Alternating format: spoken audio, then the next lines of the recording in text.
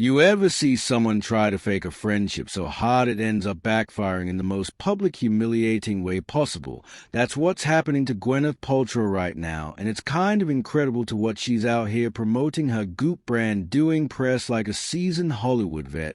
But no matter where she goes, all anyone wants to ask her about is Meghan Markle. And the look on her face every time it comes up, pure regret. You can just feel the fury behind that strange smile. Let's rewind.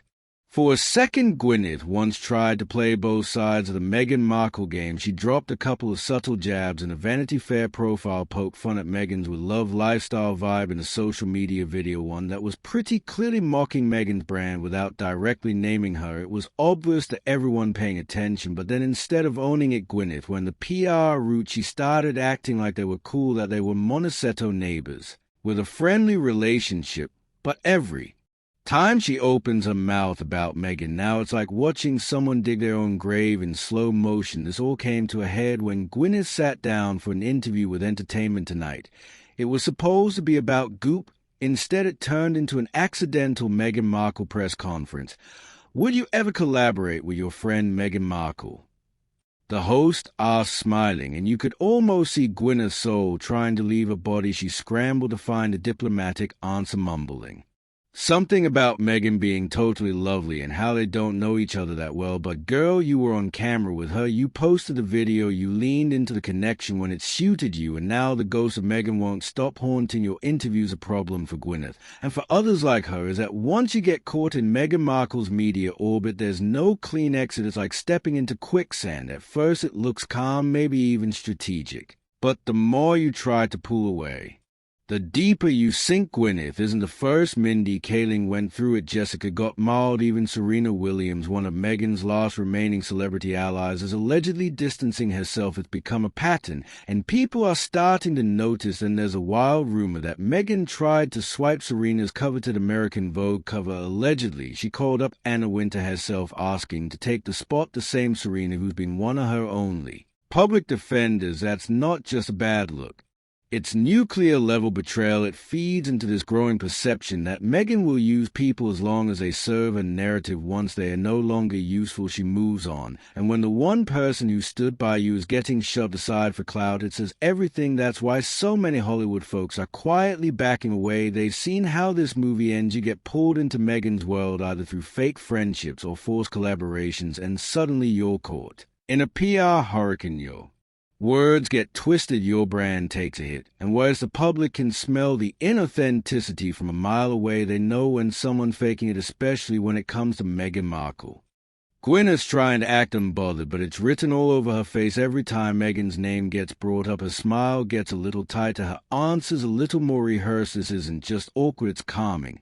And honestly, you can't help but feel like Gwyneth brought it on herself by trying to dip her toe into Meghan's media pond without fully committing. Now she's stuck with the fallout. What really blows this whole situation wide open is how Meghan's presence doesn't just complicate personal relationships, it actively derails reputations. Hollywood might be full of fake smiles and strategic friendships, but even in that world, people are starting to realize that aligning with Meghan isn't worth the risk. The backlash isn't always immediate, but it creeps in slowly like smoke under a door. One day you're sharing an innocent selfie or collaborating on a recipe video, and the next you're the punchline on late-night TV or the subject of a Twitter pile-in. Take Mindy Kaling. She was once hailed as one of Meghan's confidants, even appearing on that much-hyped podcast, but now she's noticeably silent every press tour she goes on. There's a calculated avoidance when Meghan's name pops up, and it's not hard to guess why. The association doesn't bring good PR no more. It brings questions, complications, skepticism. That's not what anyone in this business wants when they are trying to sell a movie or pitch a new series. Even Serena Williams, someone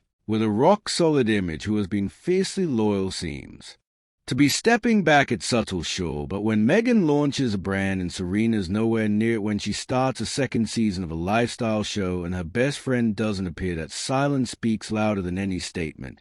And let's be real, the Vogue cover drama only makes it worse. Meghan allegedly tried to take that spot from Serena. Who does that? It's like sabotaging your ride or die for the sake of one more magazine headline. What makes it so hard to look away from all this is how Predictably messy it's become. Meghan's moves are almost formulaic now. She builds alliances that look picture-perfect on Instagram. She name-drops at just the right moment. She leans on people's reputation to elevate her own brand, and then distances herself the moment it no longer serves her. It's not just personal, it's calculated. And for people like Gwyneth, Mindy, or Serena, that kind of association becomes a liability, not a benefit. And don't think this hasn't been noticed by the media either. When Gwyneth showed up to that lifestyle event trying to push Goop's latest product line, the first question out of a reporter's mouth was about Meghan, not the brand, not the new product, just Meghan. That's a curse once your name is linked to her. Even for a single video or a casual comment, you can't escape it. Every future interview becomes a potential landmine.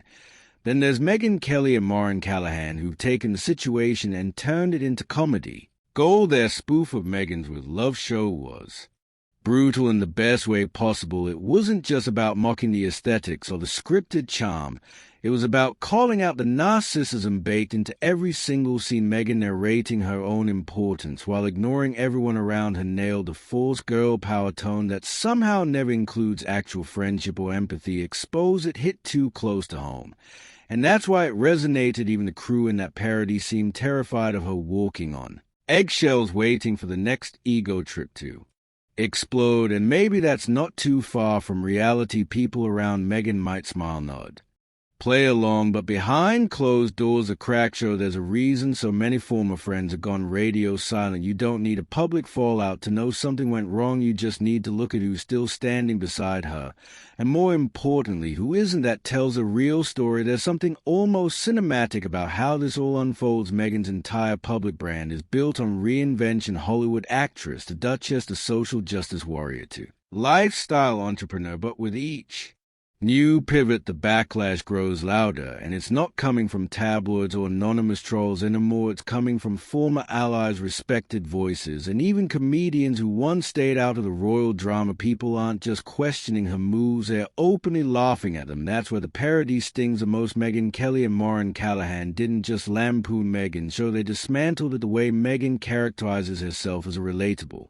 nurturing mom while orchestrating every moment to boost her image. It doesn't feel inspirational. It feels hollow, like she's trying to force a connection with the audience that isn't there. When you watch the spoof, the absurdity hits harder than any criticism. There's Meghan casually assembling a fruit plate in a $300 cashmere sweater, acting like she's just like every busy mom. It's not just tone deaf, it's delusional. People are waking up to the disconnect. Meghan speaks about authenticity while curating her every word. She claims to uplift women while stepping on the very people who supported her. The mask is slipping, and what's underneath isn't empowering, it's unsettling. That's why the backlash isn't going away. If anything, it's becoming a movement of its own, a cultural pushback against the performative, self-serving kind of celebrity that Meghan represents to so many now. But perhaps the most brutal consequence isn't the memes of mockery or the media takedown. It's the fact that her legacy is being rewritten in real time. There was a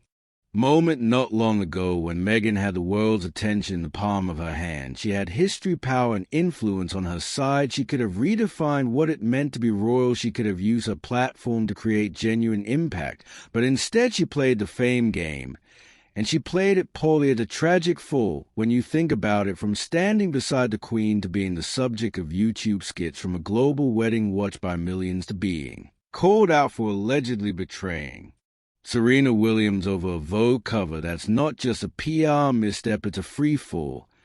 And what makes it worse is that Meghan doesn't seem to realize how much she's lost. She's still out there pitching brands, reviving shows, launching projects, but every new rollout feels flatter than the last. The magic's gone. Even Netflix, once her biggest champion, seems to be running out of patience. Archetypes flopped. Harry and Meghan was explosive but short-lived. The lifestyle brand came and went with barely a whisper.